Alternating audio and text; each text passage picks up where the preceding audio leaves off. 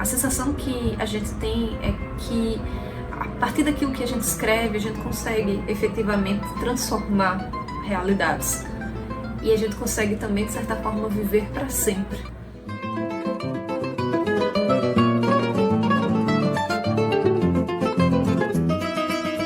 Olá pessoal, eu me chamo Rosiclívia Santos. Meu nome é Tânia Luna Laura. Olá, meu nome é Lembra Santos Peixoto. Bom, me chamo Marcela, tenho 32 anos. Tenho 32 anos. 48 anos.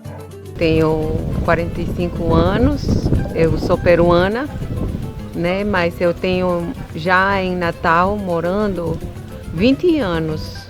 Sou de Natal, Rio Grande do Norte.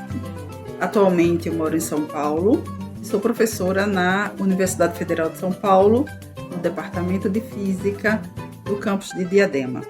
Eu sou formada em engenharia elétrica, né? E fiz mestrado e doutorado também na engenharia elétrica. E atualmente sou professora, né, da UFERSA. Nasci em Jardim do Seridó, mas moro no Natal, Rio Grande do Norte. Sou assessora jurídica no Ministério Público, sou antropóloga e sou pesquisadora. Atualmente faço doutorado em Direito na Universidade Federal de Pernambuco, na linha Justiça e Direitos Humanos na América Latina. Faço parte do programa Acesso ao Sistema Interamericano de Direitos Humanos, ACID, e do Grupo Asa Branca de Criminologia. Moro aqui em Natal, mas estava morando até pouco tempo atrás em João Pessoa, que era o local onde eu fazia minha pesquisa, no qual finalizei meu doutorado na área de Química. Sou formada pela UFRN, mas o doutorado eu fiz já na UFPB. Eu trabalho na área de síntese de materiais, onde tem uma aplicação assim mais abrangente na área de remediação ambiental. Especificamente eu trabalho com efluentes e eu tento tratar esses efluentes. Por que você decidiu seguir na área de pesquisadora? Na graduação eu ainda não queria ser professora, né, pesquisadora. Eu não entrei no curso de Direito pensando em me tornar pesquisadora, mas foi um caminho que se tornou natural para mim diante das minhas escolhas acadêmicas. Já no primeiro semestre da faculdade, eu me envolvi em projetos de extensão e também comecei a participar de grupos de pesquisa, de grupos de debates. Quando eu vim para fazer o mestrado, então eu comecei a gostar de fazer pesquisa. Nós desenvolvíamos atividades para além dos muros das universidades. E essas atividades que envolviam ouvir pessoas, coletar narrativas, transmitir um pouco do nosso conhecimento também para essas pessoas e aprender muito mais através delas, me fizeram enxergar novas possibilidades dentro do meu campo de atuação. Aí logo fui fazer doutorado, então aí me aprofundei um pouco mais num determinado assunto, aliás, na área de pesquisa que eu trabalho, né, que é robótica. A pesquisa acabou me encantando pelas suas possibilidades reais de transformação da sociedade. Fiquei bem, assim, com vontade de dar aula, né, de passar o conhecimento a outras pessoas, né. O marco inicial, eu diria que começa exatamente no IFRN. Fiz eletrotécnica, né? Naquele período eu estudei e trabalhei na escola, né? E graças à assistência social foi possível que eu de fato conseguisse estudar, porque eu consegui uma bolsa. Na minha formação, na minha graduação, eu tinha a ideia de que eu tinha que fazer não várias coisas ao mesmo tempo, mas tentar aproveitar todas as oportunidades que surgiam. Então, na minha graduação, eu tive bolsas na área de iniciação à docência, tive bolsas na área de monitoria, na área de iniciação científica. O meu primeiro contato com a astronomia se deu exatamente no IFRN, quando o professor Araújo, que era o meu professor de física, ele nos convidou a participar da ANRA, Associação Norte-Rio-Grandense de Astronomia. Depois, quando eu entrei na UFRN, eu entrei na UFRN em 1996 e logo no primeiro semestre, né, o meu primeiro professor de física foi o professor Jafelice. O professor Jafelice era da área de astrofísica e na ocasião ele falando sobre astronomia e tal, e aí eu conversei com ele que eu tinha interesse em fazer iniciação científica na área. Depois eu resolvi mudar, né, da astrofísica para a cosmologia, a área em que eu trabalho até hoje.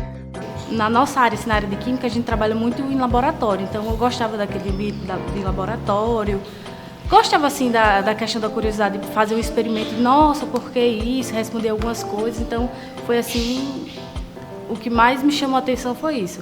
Quais são as principais dificuldades encontradas no seu âmbito profissional? Há poucos institutos de pesquisa que financiam as nossas pesquisas no Brasil. De financiamento. Questão de recursos, né? Quanto a recursos, né, assim, para a pesquisa, não são muitos, são escassos. Eu sou teórica, então na área teórica é mais fácil, na área observacional ou na área experimental é mais difícil, porque de fato as questões de financiamento são bem mais complicadas, né? Como eu sou de uma área experimental mesmo, seria mais a estrutura física do local do qual eu estou trabalhando.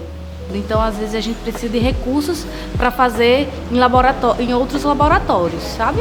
Mas ainda é um caminho muito árduo, muito difícil, e a gente acaba vendo pessoas, assim como eu, que tem que ter uma dupla jornada de trabalho. De alguma forma, assim, isso repercute, né, nas pesquisas, porque os alunos, pelo menos o pessoal que trabalhava com a gente, né, que trabalha assim, para incentivar a pesquisa você precisa de bolsa. Mas em São Paulo especificamente tem a agência de fomento, a FAPESP, né? Então, como eu falei, eu vim fazer o pós-doutorado e consegui bolsa. Talvez dificuldade pelo fato de eu ser uma pessoa vinda de outro país de língua diferente, né? Espanhol com português. Logo no começo do mestrado, assim, né? Eu tive que investir um pouco assim, de tempo para aprender o português. A gente sente que às vezes algumas pessoas elas duvidam um pouco da gente, né? Na minha graduação, quando eu estava na minha formação, que eu fazia iniciação científica, eu tinha um professor que tinha uma turma, era uma turma pequena, tinha só 8 alunos. Dentre esses outros alunos, 7 eram meninas e sempre tinha um menino. Esse professor ele sempre se direcionava para a gente que a gente tinha que seguir o que esse colega da gente fazia. Ele sempre dava aula voltado para ele. Quando vinha uma prova, se a gente não se desse bem, não, façam igual a fulano. Eu acho que estar longe da família, né? Hoje já como mãe, né? E também profissional, a gente precisa de um suporte assim, né, de família, coisa que eu não tenho. Como a mobilidade geográfica pode impactar a progressão na carreira das pesquisadoras? Primeiro que o serviço público, assim, eu tenho percebido, não é para muitos, né? Então, se por exemplo 10 pessoas terminaram o doutorado, né, e querem seguir a carreira, né, de professor, pesquisador, então, assim, não é fácil, né?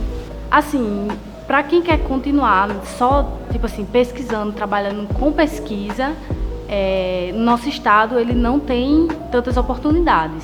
Até mesmo porque no Brasil a profissão de pesquisador, assim, pesquisadora, ela não é reconhecida ainda. Então, ela sempre está relacionada à docência. Então, para a gente pesquisar, a gente tem que estar dentro da universidade. A gente tem que ser ou docente da universidade ou estar em formação, né? Ou estar em formação como pesquisadora. Você tem que estar disposto a sair do estado, infelizmente, né? E estar disposta a ir até para outro país, às vezes. Eu cursei alguns meses na Universidade de Bordeaux, na França. A gente chama de mestrado sanduíche. Como era na França, a gente brincava chamando de baguete. Principalmente para os jovens, é extremamente importante esse contato, né, com pesquisadores que já se estabeleceram nas suas áreas. Você vê outras formas de existir na universidade, de pensar a universidade, de dar aula, conhecer outras fontes de pesquisa. É algo realmente fascinante.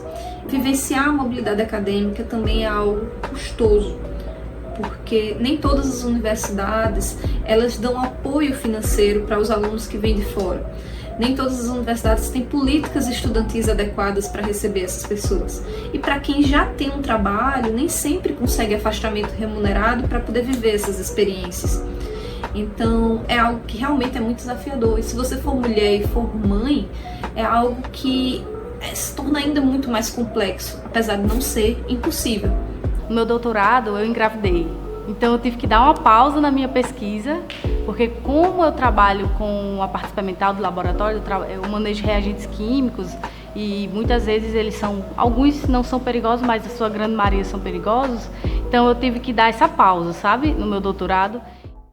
Como você descreveria em 3 palavras a vida de uma mulher pesquisadora?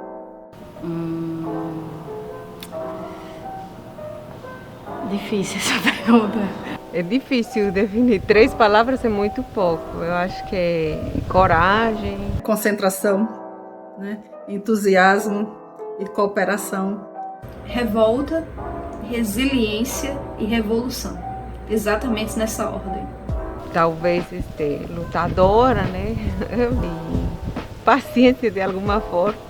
Principalmente eu acho que por conta das escolhas que a gente tem que fazer, né? Principalmente as mulheres, né? Porque seria interessante você ou só ser pesquisadora, mas assim, até certa idade, porque depois você quer se tornar mãe. Aí quando se torna mãe, né, aí o desempenho não vai ser o mesmo. A mulher tem isso, né? Às vezes tem professores, homens, por exemplo, que eu já ouvi falar, que eles não pegam alunas mulheres na pós-graduação justamente porque tem medo de engravidar e interromper o processo lá da pesquisa, porque a pesquisa a gente faz, mas também é muito atrelada ao orientador, né? Eu diria que tem que ter muita resiliência, porque tem muitas dificuldades, tanto na área de pesquisa e também na questão pessoal, né? O que você diria para alguém que quer ser pesquisadora? Talvez não seja o melhor caminho se você só pensa em ter um retorno financeiro. Mas tem coisas que são muito mais valiosas do que dinheiro. A bagagem cultural, interrelacional que você desenvolve a partir da pesquisa é algo realmente único. Quando estiver começando lá no iniciozinho, tentar participar do máximo de projetos possível, de fazer coisas diferentes na área, na pesquisa durante o curso, para poder decidir se é aquilo que quer mesmo, sabe? No Brasil, você, assim, né, tem como você tornar-se algum dia profissional para começar, né? A universidade tem chegado nos cantos mais, assim, longes, né? Tem entusiasmo no que você está fazendo, faça sempre mais do que é pedido. Fazer cursos de idiomas, as universidades têm cursos de idiomas fantásticos e baratos, acessíveis, que podem ser inclusive online. A gente tem uma rede de apoio. Construa uma rede de amizades e cooperação. É importante que a gente escute outras pessoas, que a gente converse com os nossos professores, que a gente externe os nossos sonhos. Ter como objetivo aquele caminho e trilhar o caminho. Eu acho que o lugar da mulher é onde ela quer estar, né? Seja assim, onde ela quiser, né? Se é para ser engenheira, será engenheira. A questão é querer. E não desistir com as adversidades, não. Continuar e sempre que tiver dificuldade, sempre procurar uma pessoa para ajudar, assim. Principalmente não desistir. Sonhar, acreditar, estudar. Eu disse, um dia eu ainda vou para a USP. E um colega meu disse, Rose, nós somos pobres, estamos aqui tão longe de São Paulo, muito difícil. Eu disse, mas é um sonho, né? E a gente pode ir atrás do nosso sonho. Tem que ir atrás, né? Sonhe e vá atrás do seu sonho. A matéria, ela é limitada, mas um pensamento ele pode ser compartilhado. E melhor do que isso, ele pode ser aprimorado. É isso que a pesquisa provoca na gente. E é isso que a gente provoca no mundo a partir da pesquisa.